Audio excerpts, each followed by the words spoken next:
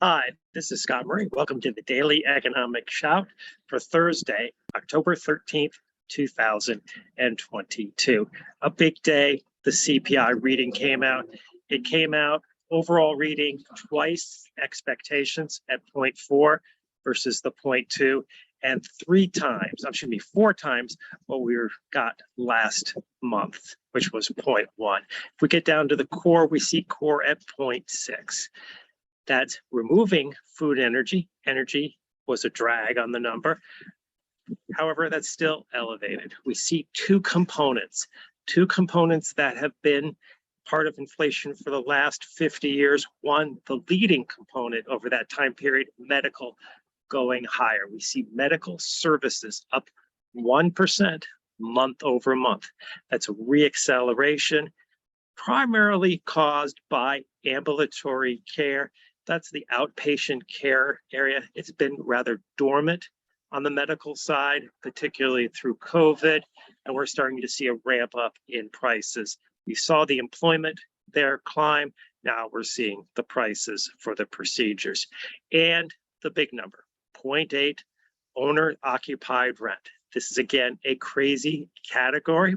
This is, the government is measuring how the expensive would be for you to rent your own house, meaning estimates of pricing and estimates of mortgage rates flow into that.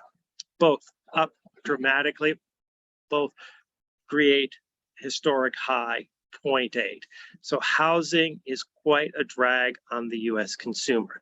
Now remember, housing is something that for some people adjusts, but others doesn't. Renters face more of the burden. Then if you have a fixed rate mortgage, you're not being impacted. And if you haven't bought a house in a while, your higher values are not really impacting you.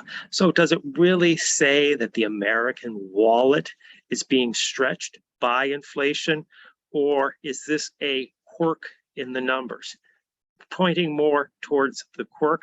Remember, when we get the PCE, the personal consumption expenditure price number, we will see lower because there's less housing in it. Other numbers that we saw used cars come down 1%. It's actually a good sign, but we saw new vehicles continue to be high shortness. We're seeing the SAR number on auto sales still under 14. It tells us that the stock rooms are still, or dealerships are still light. Pricing power, need for vehicles, household formations, higher salaries, more jobs, all translating into a challenge there. Apparel, usually very volatile category that goes up and down, very sensitive to economic activity, was down.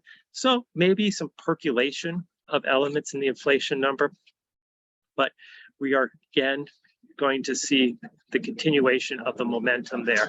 And one of the things that's going to add to the momentum is the element of COLA, this cost of living adjustment for Social Security, moving up 8%. They used the 3 months of the third quarter compared to the 3 months of the previous quarter.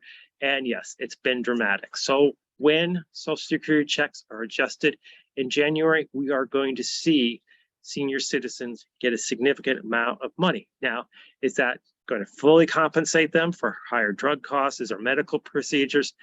It's hard to tell, but these individuals likely don't have a mortgage payment. These individuals probably don't have car payments.